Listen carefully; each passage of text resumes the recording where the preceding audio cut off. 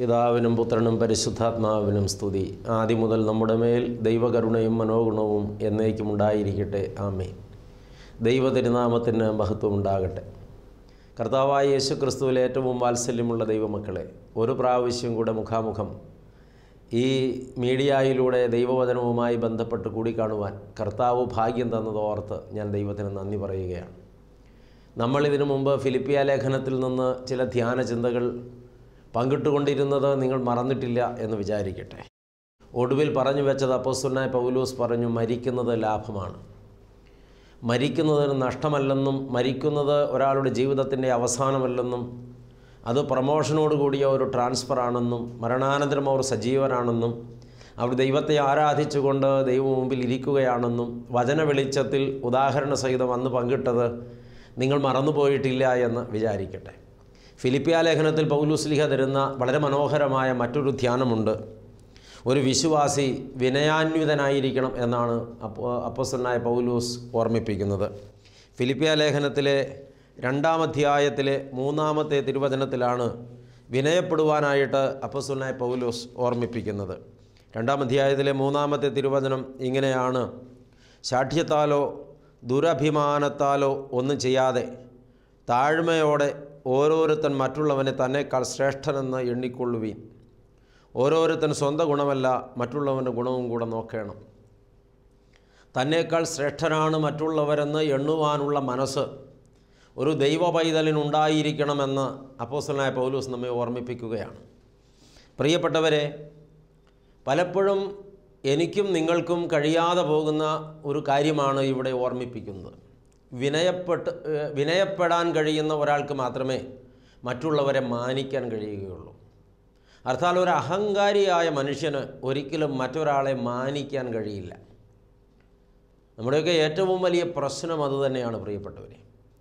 എന്നാൽ ഒരു ദൈവമനുഷ്യൻ, ദൈവത്തെ ബോധ്യപ്പെട്ട മനുഷ്യൻ, ദൈവപക്ഷത്തായി തീർന്ന മനുഷ്യൻ, ദൈവശക്തിയിൽ നിറഞ്ഞ മനുഷ്യൻ, പരിശുദ്ധാത്മ നിയന്ത്രിതനായ മനുഷ്യൻ, ആ മനുഷ്യൻ്റെ അടയാളമാണ് അയാൾ വിനയാന്വിതനായിരിക്കും എന്നുള്ളത്.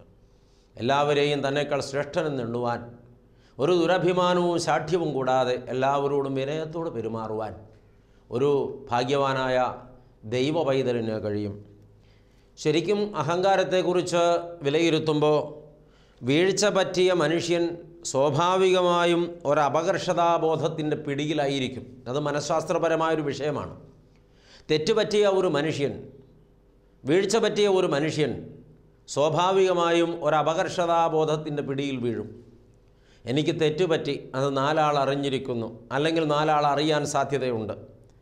എനിക്ക് മാനം കിട്ടാൻ ഇനി സാധ്യത കുറവാണ്, അംഗീകാരം കിട്ടാൻ സാധ്യത കുറവാണ്, ഞാൻ മറ്റുള്ളവരുടെ കണ്ണിൽ തുച്ഛീകരിക്കപ്പെട്ടേക്കാൻ സാധ്യതയുണ്ട്, എന്നെത്തിൽ മാറ്റി നിർത്തിയേക്കാൻ സാധ്യതയുണ്ട്. അപ്പോൾ ഞാൻ ഇതിനെയൊക്കെ മറികടക്കാൻ വേണ്ടി എൻ്റെ ജീവിതത്തിൽ ചില വ്യക്തമായ നിലപാടുകളും പ്രകടനങ്ങളുമൊക്കെ ഇനി എടുക്കേണ്ടിയിരിക്കുന്നു.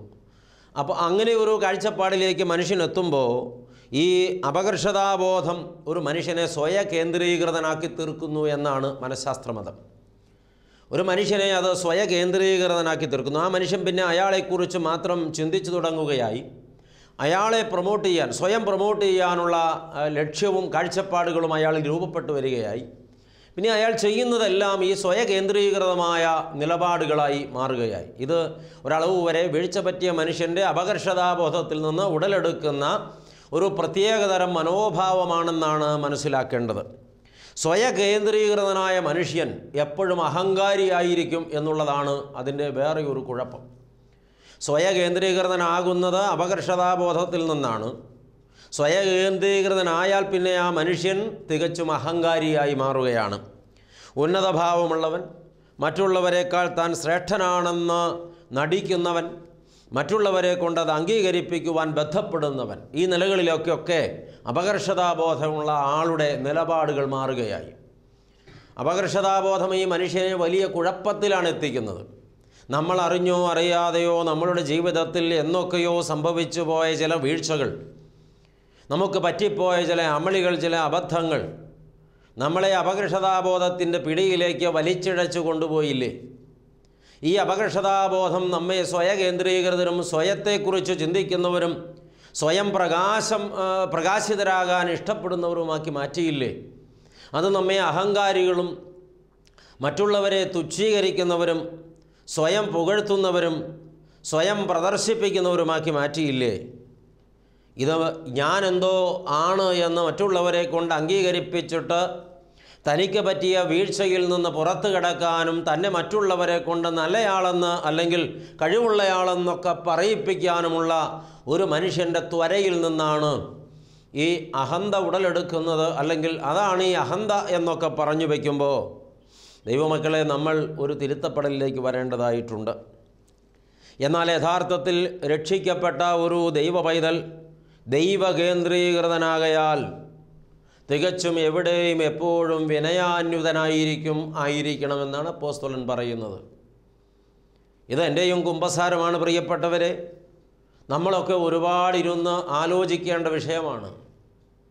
നമുക്ക് എന്തുകൊണ്ടാണ് നമ്മുടെ പ്രിയപ്പെട്ടവരെ അംഗീകരിപ്പാൻ കഴിയാത്തത്? എന്തുകൊണ്ടാണ് അവരൊക്കെ ചെറുതാണെന്ന് നമുക്ക് തോന്നുന്നത്? എന്തുകൊണ്ടാണ് നാം അവരിലേക്ക് പലതും അടിച്ചേൽപ്പിക്കുന്നത്? എന്തുകൊണ്ടാണ് നാം അവരെ വില കുറച്ച് സംസാരിക്കുകയും പുച്ഛിക്കുകയും ഒക്കെ ചെയ്യുന്നത്? സത്യമായിട്ടും മറ്റൊരു കാരണത്താലല്ല. എൻ്റെ അഹന്തയാണ്. എന്നെ അവർ അംഗീകരിക്കണം, അവരെ കൊണ്ട് എന്നെ അംഗീകരിപ്പിക്കണമെന്ന എൻ്റെ ത്വരയാണ് അതിൻ്റെ പിന്നിലെന്ന് വ്യക്തമായി അപ്പോസ്തലനായ പൗലോസ് പറഞ്ഞു വയ്ക്കുന്നതിൽ നിന്ന് കൂട്ടി വായിച്ചെടുക്കാൻ കഴിയില്ലേ നമുക്ക്? നമ്മൾ ഇനിയും നമ്മളെക്കുറിച്ച് തന്നെ ചിന്തിക്കാതെ യഥാർത്ഥ രക്ഷിക്കപ്പെട്ട ദൈവ പൈതലിൻ്റെ സ്വഭാവത്തിലേക്ക്, ആ വൈശിഷ്ട്യത്തിലേക്കൊന്ന് മാറേണ്ടിയിരിക്കുന്നു. ആ ഒരു മാറ്റമാണ് ദൈവാത്മാവ് നമ്മളോട് ചോദിക്കുന്നത്. അത് അസാധ്യമെന്ന് സ്വയം വിധിച്ച് വീണ്ടും അഹന്തയിൽ അന്തർലീനരായി ആയുസ് പാഴാക്കി ദൈവം മുമ്പിൽ ലജ്ജയോടെ നിൽപ്പാൻ നമുക്കിട വരരുത് ദൈവമക്കളെ. അതേക്കുറിച്ച് എപ്പോഴും ചിന്തിപ്പാൻ, സ്വയം താഴ്ത്തുവാൻ, ഒരുങ്ങുവാൻ, വിനയപ്പെടുവാൻ നമുക്കൊക്കെ ഭാഗ്യമുണ്ടാകട്ടെ. എന്തുകൊണ്ട് നാം വിനയപ്പെടണമെന്നൊരു ചോദ്യം ഇനി നമുക്ക് ചോദിക്കാം. എന്ത് കാരണത്താൽ ഞാൻ വിനയപ്പെടണം? എന്താണ് അതിനുള്ള കാരണം? അതിന് 3-4 കാരണങ്ങൾ പറഞ്ഞാൽ, ഒന്നാമത്തെ കാരണം സ്വയമേവ ഞാനൊരു ബലഹീനനാണ്. സ്വയമേവ ഞാനൊരു ബലഹീനനാണ്. എനിക്ക് സ്വന്തമായി ഒരു കഴിവും അവകാശപ്പെടാനില്ല. എനിക്കെന്തെങ്കിലും കഴിവുണ്ടെങ്കിൽ അതെൻ്റെ ദൈവം എനിക്ക് തന്ന ദാനമാണ്. എൻ്റെ ബുദ്ധിയും എൻ്റെ ശക്തിയും എൻ്റെ ആരോഗ്യവും എൻ്റെ കഴിവുകളും എല്ലാം ദൈവദാനമാണ്. ഞാൻ സ്വയം ആർജിച്ചു എന്ന് എനിക്ക് തോന്നുന്നെങ്കിൽ ആർജിക്കത്തക്ക അവസരങ്ങൾ എനിക്ക് ലഭിച്ചതും അത് ദാനമായി തന്നതും ദൈവമാണ്. സ്വയമേവ ബലഹീനനായ ഞാൻ ഒരു കാര്യം തിരിച്ചറിയണം. ഞാൻ ഇപ്പോൾ എന്തെങ്കിലും ആണെങ്കിൽ അങ്ങനെ ആയിരിക്കുന്നത് ദൈവകൃപയാലും ഞാനുമായി ബന്ധപ്പെട്ട് എന്നെ വളർത്തിയെടുക്കാൻ വേണ്ടി ജീവിതത്തിൽ ഒരുപാട് സമയവും അവരുടെ എല്ലാ സാധ്യതകളും പങ്കിട്ട മറ്റനേകരുടെയും കരുതലും ആകയാൽ ഒരാളും സ്വയമേവ ഒന്നും ആകുന്നില്ലല്ലോ. ഓരോ നിമിഷങ്ങളിലും നമ്മുടെ വളർച്ചയ്ക്ക് പിന്നിൽ പ്രേരക ശക്തികളായി ലോകത്താരൊക്കെയോ ഉണ്ടല്ലോ. ദൈവത്തിൻ്റെ കൃപ അവരിലൂടെയാണല്ലോ നമ്മിലേക്ക് എത്തിപ്പെട്ടത്. ഒരാളെ ആ നിലയിലാക്കി തീർക്കുന്നതിന് ഏറ്റവും അധികം സ്വാധീനം ചെലുത്തിയിട്ടുള്ളത് ഉദരത്തിൽ പേറി നൊന്ത് പ്രസവിച്ച അമ്മയും ജനിപ്പിച്ചു വളർത്തിയ അപ്പനുമായിരിക്കില്ലേ? അവരുടെ കഴിവുകൾ, അവരുടെ സാധ്യതകൾ പരമാവധി മക്കളുടെ എല്ലാ തലങ്ങളിലുമുള്ള വളർച്ചയ്ക്ക് വേണ്ടി അവർ പങ്കിട്ടിട്ടില്ലേ? വളർന്നു വലുതായി ഒരു വടവൃക്ഷം കണക്ക് എത്തിക്കഴിയുമ്പോൾ തിരിഞ്ഞു നിന്ന് പിതാവിനോടോ മാതാവിനോടോ ഞാൻ നിന്നെ അറിയില്ലെന്ന്, നിങ്ങളെനിക്ക് വേണ്ടി എന്ത് ചെയ്തിരിക്കുന്നുവെന്ന്, നിങ്ങളെന്നെ ഇതുവരെ മനസ്സിലാക്കേണ്ടതുപോലെ മനസ്സിലാക്കിയില്ല, സ്നേഹിക്കേണ്ടതുപോലെ സ്നേഹിച്ചില്ല, കരുതേണ്ടതുപോലെ കരുതിയില്ല എന്നൊക്കെ തെല്ല് പാരുഷ്യത്തോടെ പറഞ്ഞു വയ്ക്കുന്നവർ എപ്പോഴെങ്കിലും അവർ ചെയ്ത ആ വലിയ ത്യാഗത്തിൻ്റെ വില വായിച്ചെടുത്തിട്ടുണ്ടാകുമോ? ഞാൻ ഇന്ന് കാണുന്ന നിലയിൽ ഞാനായിത്തീർന്നതിൻ്റെ പിന്നിൽ എനിക്ക് വേണ്ടി ഉറക്കമിളച്ച, എനിക്ക് വേണ്ടി ജാഗരിച്ച, എനിക്ക് വേണ്ടി പ്രാർത്ഥിച്ച, എന്നെ വളർത്തുമ്പോൾ എനിക്ക് വേണ്ടി ഒരുപാട് കരുതലോടെ കാത്ത, എൻ്റെ ആത്മീയ ജീവിതം ചിട്ടപ്പെടുത്താൻ പരിശ്രമിച്ച, എനിക്ക് വേണ്ടി ഒരുപാട് കണ്ണുനീരുറ്റിച്ച, എനിക്ക് വേണ്ടി ജാഗരിച്ച മണിക്കൂറുകളോളം ദിവസങ്ങളോളം വർഷങ്ങളോളം പ്രാർത്ഥിച്ച എൻ്റെ അമ്മയെ, എൻ്റെ അപ്പനെ എനിക്ക് മാറ്റി നിർത്താനാകുമോ? എന്നെ രൂപപ്പെടുത്തിയെടുക്കുവാൻ വേണ്ടി അവർക്ക് ലഭിച്ച ഒരുപാട് വരങ്ങളും കഴിവുകളും പങ്കിട്ട എൻ്റെ ഗുരുക്കന്മാരെ എനിക്ക് മറക്കാനാകുമോ? എൻ്റെ ജ്യേഷ്ഠ സഹോദരങ്ങളെ എനിക്ക് മറക്കാനാകുമോ? അങ്ങനെ ഞാനായിത്തീർന്നതിൻ്റെ പിന്നിൽ എനിക്കൊരുപാട് സഹായങ്ങൾ ചെയ്തവരില്ലേ? വീണ്ടും ഞാൻ എന്തൊക്കെയോ ആയിത്തീർന്നു എന്ന് ഞാൻ വിചാരിച്ച ശേഷവും എന്നോടൊപ്പം ജീവിതം പങ്കിട്ട എൻ്റെ പങ്കാളി ഒരുപാട് കാര്യങ്ങൾ എനിക്ക് കാതിലോതി തന്നിട്ടില്ലേ? എന്നെ തിരുത്തിയിട്ടില്ലേ? എന്നെ നിയന്ത്രിച്ചിട്ടില്ലേ? പലയിടത്തും എന്നെ പിടിച്ചു നിർത്തിയിട്ടില്ലേ? ചിലതൊക്കെ എന്നോട് പറഞ്ഞ് എന്നെ പ്രലോഭിപ്പിച്ചിട്ടില്ലേ? അത് പലപ്പോഴും എനിക്ക് നന്മയായി തീർന്നിട്ടില്ലേ? അപ്പോൾ എല്ലാ കാലത്തും എനിക്ക് വേണ്ടി ആരൊക്കെയോ ജാഗരിക്കുന്നുണ്ട്. അവരൊക്കെ കൂടെ പല കാലഘട്ടത്തിലായി അവർക്ക് ദൈവം കൊടുത്ത കൃപയ്ക്കൊത്തവണ്ണം എനിക്ക് വേണ്ടി ജാഗരിച്ചതിനാൽ ഞാൻ എന്തൊക്കെയോ ആയിത്തീർന്നു എന്നല്ലാതെ ഞാൻ എങ്ങനെയാണ് ഇന്ന് കാണുന്ന നിലയിൽ ഞാനായത്? സ്വയം ആർജിച്ചത് എന്ന് ഞാൻ അവകാശപ്പെടുന്നത് എൻ്റെ അഹന്തയുടെ അവസാന വാക്കായി നിൽക്കുകയാണ്. ഞാനൊന്നും സ്വയം ആർജിച്ചിട്ടില്ല. ഒരു പുസ്തകം വായിച്ച് അതിൽ നിന്ന് ഞാൻ എന്തെങ്കിലും അറിവ് നേടുമ്പോൾ ആ പുസ്തകം രചിച്ച ആൾക്ക് ദൈവം കൊടുത്ത കൃപയും കഴിവുകളുമാണ് എനിക്ക് അറിവായി പകർന്നെടുക്കാൻ ഭാഗ്യമുണ്ടായത്. ആ പുസ്തകം അയാൾ എഴുതി വച്ചത് തൻ്റെ സ്വാർത്ഥത കൊണ്ടല്ല, പിന്നാലെ വരുന്ന ഒരു വലിയ തലമുറകൾക്ക് പിന്നിൽ അണിനിരക്കുന്ന തലമുറകൾക്ക് അറിവ് പകരാൻ വേണ്ടി തനിക്ക് കിട്ടിയ അറിവ് അക്ഷരങ്ങളായി രൂപപ്പെടുത്തിയതല്ലേ?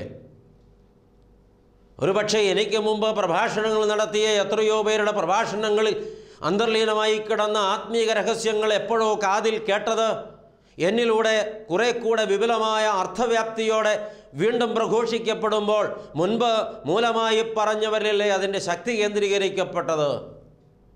അപ്പോസ്തലനായ പൗലോസും മറ്റ് അപ്പോസ്തലന്മാരും ഉൾപ്പെടെ കർത്തൃശിഷ്യന്മാർ ദൈവാത്മാവിനാൽ പ്രേരിതരായി അവർക്ക് ലഭിച്ച ബോധ്യങ്ങൾ അക്ഷരങ്ങളിലേക്ക് പകർന്നു വെച്ചത് നഷ്ടപ്പെട്ടു പോകാതെ തലമുറകളിലൂടെ കൈമാറ്റം ചെയ്ത് പകർത്തി എഴുതി ഗ്രന്ഥമാക്കി എഡിറ്റ് ചെയ്ത് കൈമാറ്റം ചെയ്ത പൂർവീകരുടെ ആ ത്യാഗമല്ലേ നമുക്ക് വചനമായി, തിരുവചനമായി, വിശുദ്ധ ഗ്രന്ഥമായി നമ്മുടെ കൈകളിൽ കിട്ടിയത്?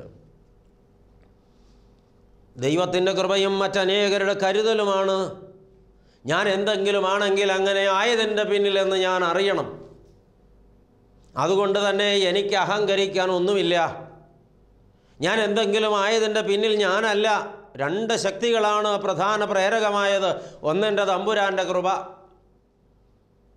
തമ്പുരാൻ എന്നെ എപ്പോഴും സ്നേഹിച്ചിട്ടേ ഉള്ളൂ. ഞാൻ തിന്മ പ്രവർത്തിച്ചപ്പോഴും മുറിവ് ദൈവത്തിന് കൊടുത്തപ്പോഴും തിരസ്കരണം കൊടുത്തപ്പോഴും മാറി നിന്നപ്പോഴും മാറ്റി നിർത്തിയപ്പോഴും തമ്പുരാൻ എനിക്ക് കൃപ ചൊരിഞ്ഞുകൊണ്ടിരുന്നു. ഞാൻ വീണപ്പോഴെല്ലാം താങ്ങിയതും എൻ്റെ വഴുതിമാറലുകളിൽ എൻ്റെ ജീവിതത്തിൽ എനിക്ക് വലിയ കുഴപ്പങ്ങൾ സംഭവിക്കുമെന്ന് കണ്ട് ആളയച്ചെന്നെ നേരെ നിർത്തിയതുമൊക്കെ എൻ്റെ ദൈവത്തിൻ്റെ കൃപയായിരുന്നു. ഒരിക്കലും വഴുതാത്തൊരാളല്ല ഞാൻ. ഒരിക്കലും ജീവിതത്തിൽ തെറ്റ് പറ്റിയിട്ടില്ലെന്ന് ആർക്ക് അവകാശപ്പെടാനാകും? പിഴവുകൾ സംഭവിക്കാത്ത ജീവിതം മനുഷ്യർക്ക് കാണുകയില്ലല്ലോ. അവിടെയൊക്കെ കരുതലുമായി കാലാകാലങ്ങളിൽ കൂടെയിരുന്ന് ദൂതന്മാരെ കൊണ്ട് സംരക്ഷണം തന്ന് നീ എൻ്റെ മകനാണ്, നീ എൻ്റെ മകളാണ്, കളയില്ല നിന്നെ ഞാൻ, കരുതും നിന്നെ ഞാൻ എന്ന് വാക്കു പറഞ്ഞ് കുഞ്ഞെ നിന്നെ ഞാൻ ഉപേക്ഷിക്കില്ല, എനിക്ക് നിന്നെ വെറുക്കാൻ കഴിയില്ല, എനിക്ക് നിന്നെ തള്ളിക്കളയാൻ കഴിയില്ല, എനിക്ക് നിന്നെ ആവശ്യമുണ്ടെന്ന് പറഞ്ഞ് ചാരത്ത് നിർത്തി ചുമലിൽ ചാരുവാൻ ആവശ്യപ്പെട്ട ആശ്വാസമരുളിയ തമ്പുരാൻ്റെ കരുതൽ മറക്കാനാകുമോ?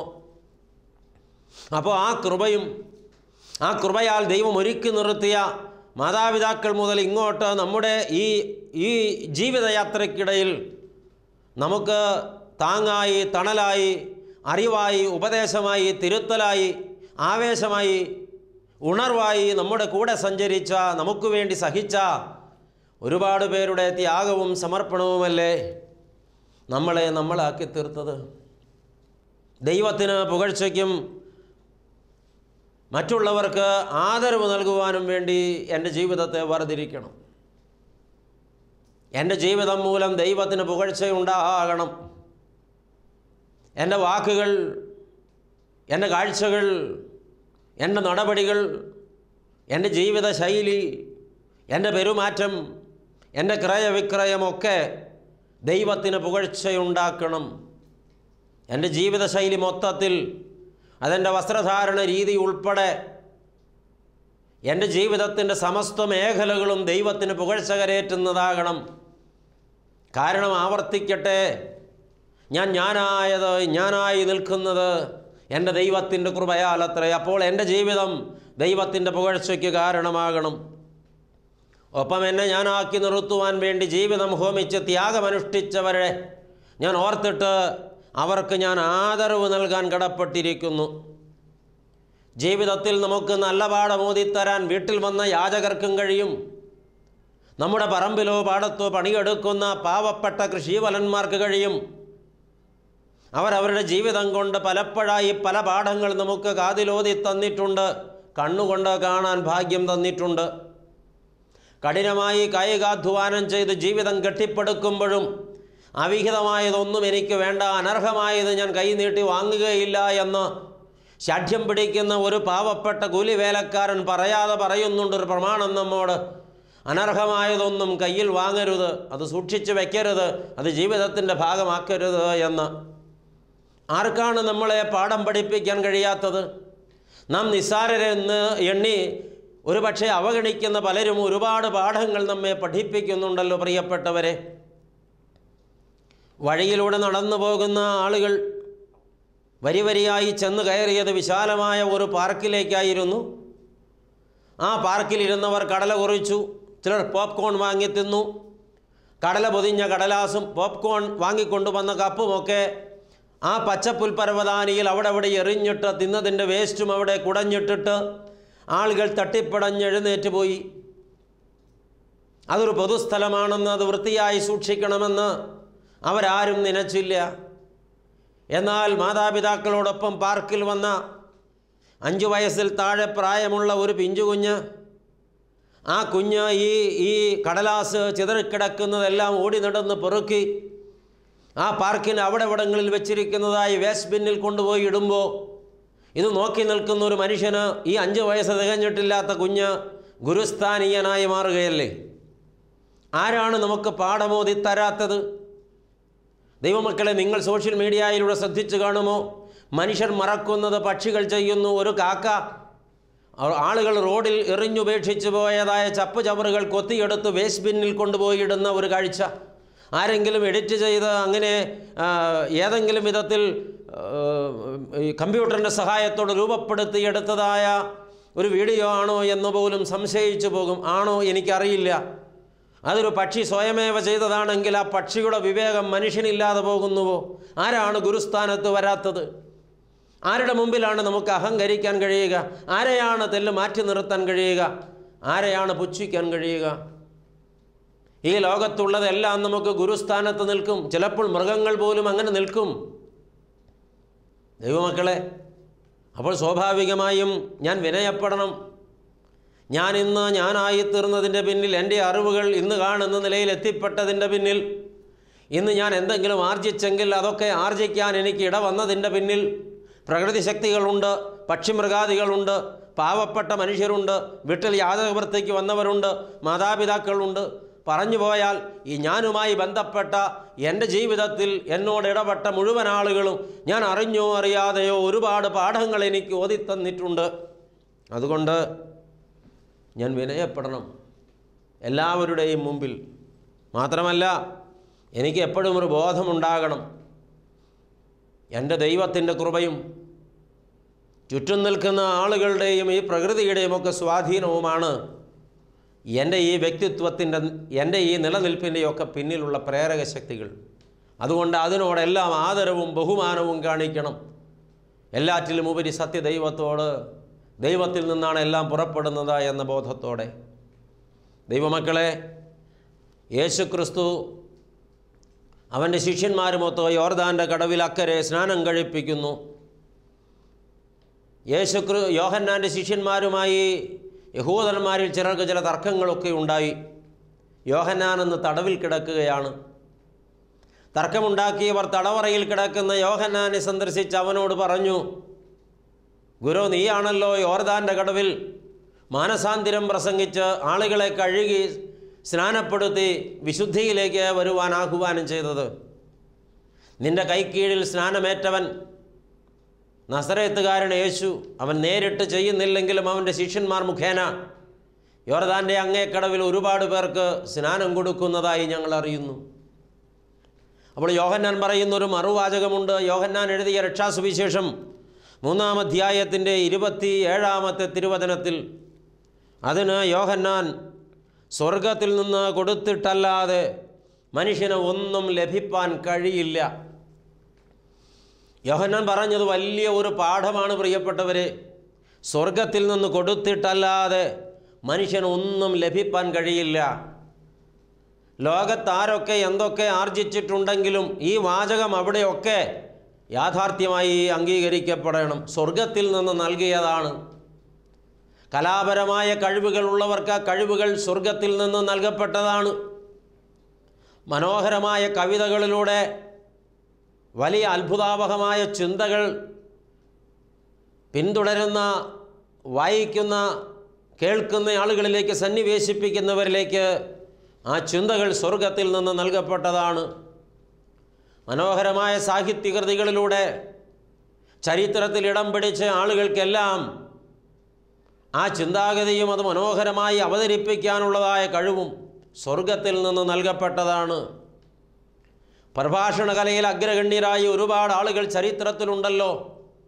മാന്ത്രിക ശബ്ദത്തോടെ മനുഷ്യ ഹൃദയങ്ങളിലേക്ക് ഉളിയിട്ടിറങ്ങിച്ചെന്ന് അവരുടെ ഹൃദയങ്ങളെ പിടിച്ച് കീഴടക്കി അവരെ കൊണ്ട് താൻ ചിന്തിക്കുന്നത് പോലെ ചിന്തിപ്പിക്കുവാനും താൻ പറയുന്നത് പോലെ പ്രവർത്തിപ്പിക്കുവാനും അവരെ ഒരളവ് വരെ തൻ്റെ വാക്കുകളാലും തൻ്റെ കണ്ണുകളാലും അടിമത്വത്തിൻ്റെ നിലകളിൽ വരെ കൊണ്ടുവന്ന് തൻ്റെ നിയന്ത്രണത്തിൽ വയ്ക്കുവാനുമൊക്കെ സാധിച്ചിട്ടുള്ള, സിദ്ധി ലഭിച്ചിട്ടുള്ള ചില ആളുകൾ. ദൈവമക്കളെ, അവർക്കിത് സ്വർഗത്തിൽ നിന്ന് നൽകപ്പെട്ടതാണ്. ലോകത്താരുമൊന്നും സ്വയം ആർജിക്കുന്നില്ല. സ്നാപക യോഹന്നാൻ പറഞ്ഞതാണ് യാഥാർത്ഥ്യം. എല്ലാ കഴിവുകളും എല്ലാവരിലും വർഷിക്കപ്പെട്ടത് സ്വർഗത്തിൽ നിന്നാണ്. പീലാത്തോസിൻ്റെ മുമ്പിൽ വിസ്താരത്തിന് നിൽക്കുമ്പോൾ പീലാത്തോസ് ചോദിക്കുന്നുണ്ട് യേശുവിനോട്, ഞാൻ റോമൻ കൈസറുടെ ഗവർണറാണെന്ന് നിനക്കറിയില്ലേ? നിന്നെ വെറുതെ വിടുവാനും നിന്നെ കൊലയ്ക്ക് വിധിക്കുവാനുമുള്ള അധികാരം എനിക്കുണ്ട്. യേശുവിൻ്റെ മറുപടി കേട്ടിട്ടില്ലേ നിങ്ങൾ? സ്വർഗത്തിൽ നിന്ന് ലഭിച്ചില്ലെങ്കിൽ നിനക്ക് എന്ത് അധികാരം? റോമൻ ഗവർണറായ പീലാത്തോസിൻ്റെ അധികാരവും സ്വർഗത്തിൽ നിന്ന് ലഭിച്ചതാണ്. ദൈവമക്കളെ, ലോകത്ത് ഏത് ഉന്നത സ്ഥാനീയനും താൻ ഇരുന്ന കസേരയിലെത്തിയത് സ്വർഗത്തിൽ നിന്ന് കൃപ ലഭിച്ചതിനാലത്രേ. മത്സരിച്ച് ജയിച്ചാണ് പലരും പലതും നേടുന്നതെങ്കിലും സർവശക്തൻ അവിടെ അനുകൂലമായ ഒരു നിലപാടെടുത്തില്ലെങ്കിൽ മത്സരിച്ച് ജയിച്ചാലും സിംഹാസനത്തിലെത്താൻ കഴിയണമെന്നില്ല. നാവിൻ്റെ ചലനം അറ്റുപോയാൽ, ബുദ്ധിയുടെ സ്ഥിരത നഷ്ടപ്പെട്ടു പോയാൽ, ശരീരത്തിൻ്റെ ചലനം അറ്റുപോയാൽ ജയിച്ചിട്ട് എന്താണ് കാര്യം? സിംഹാസനത്തിലെത്താൻ കഴിയുമോ? അപ്പോൾ ഏത് നിലയിലിരിക്കുന്ന ആരെയും ആ നിലകളിലെത്തിച്ചത് സർവശക്തനായ ദൈവമാണ്.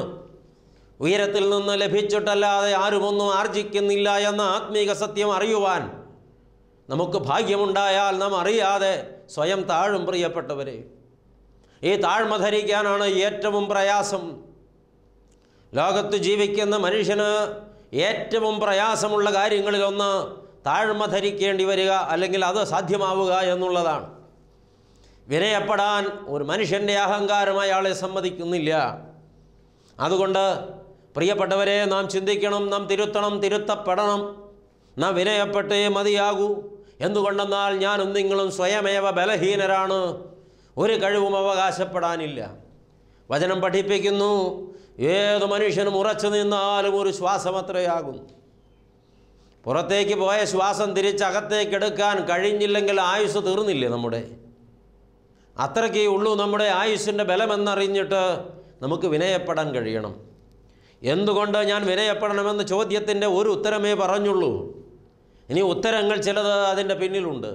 നിങ്ങൾ അല്പം കാത്തിരിക്കുക. അടുത്ത പ്രാവശ്യം ഇതിൻ്റെ ശേഷം ഉത്തരങ്ങൾ പങ്കിടാം. ഇന്ന് അനുവദിക്കപ്പെട്ട സമയം തീരുകയാണല്ലോ. ഈ സന്ദേശം ഇവിടെ അവസാനിപ്പിക്കട്ടെ. നമുക്ക് പ്രാർത്ഥിക്കാം. സ്നേഹവാനും പരിശുദ്ധനുമായ കർത്താവേ, എന്തുകൊണ്ട് ഞാൻ വിനയപ്പെടണമെന്ന് ഇന്ന് ഞങ്ങളോട് നീ സംസാരിക്കുകയായിരുന്നല്ലോ. അപ്പോസ്തലനായ പൗലോസ് പറഞ്ഞു, എല്ലാവരോടും വിനയം കാണിക്കണം, ശാഠ്യത്താലും ദുരഭിമാനത്താലും ഒന്നും ചെയ്യരുത്. രക്ഷിക്കപ്പെട്ട ഒരു ദൈവ പൈതലിൻ്റെ ജീവിതത്തിലെ പ്രധാന പ്രമാണങ്ങളിലൊന്നാണ് വിനയമെന്ന്. ഒരു ദൈവ പൈതലാണെന്ന് അടയാളപ്പെടുത്താൻ ആ വ്യക്തിയുടെ ജീവിതത്തിൽ കാണേണ്ട പ്രധാനപ്പെട്ട ഒരു ക്വാളിറ്റിയാണ്, ഒരു യോഗ്യതയാണ് വിനയമെന്ന് അവിടുന്ന് ഞങ്ങളെ പഠിപ്പിച്ചല്ലോ. ദൈവമേ, ഞങ്ങൾ ബലഹീനരാണെന്ന് തിരിച്ചറിവ് ഇന്ന് ഞങ്ങൾക്ക് തന്നതിനാൽ നിനക്ക് സ്തോത്രം. സ്വയം ആർജിച്ചതൊന്നും ഞങ്ങളിലില്ല. സ്വർഗത്തിൽ നിന്ന് കൃപയാൽ ലഭിച്ചതും കൃപയാൽ ദൈവം ഒരുക്കി നിർത്തിയ ഒരുപാട് ആളുകളിൽ നിന്ന് ഞങ്ങൾ ആർജിച്ചതുമല്ലാതെ മറ്റൊന്നും ഞങ്ങൾ സ്വയം ആർജിച്ചിട്ടില്ലല്ലോ. ആകയാൽ എല്ലാവരെയും ആദരിച്ചും ദൈവത്തിന് എല്ലാ മഹത്വവും കരയേറ്റിയും ദൈവമേ, ഞങ്ങളുടെ ജീവിതം ചിട്ടപ്പെടുത്താൻ ഞങ്ങളെ സഹായിക്കണം. ഈ ധ്യാനം ഞങ്ങളുടെ ജീവിതത്തിലൊരു കുമ്പസാരമായി രൂപപ്പെടട്ടെ കർത്താവേ. ഞങ്ങളെ വിനയാന്വിതരാക്കണമേ. അതിനായി നിൻ്റെ ആത്മാവ് ഞങ്ങളിൽ പ്രവർത്തിച്ചു കൊണ്ടിരിക്കണമേ.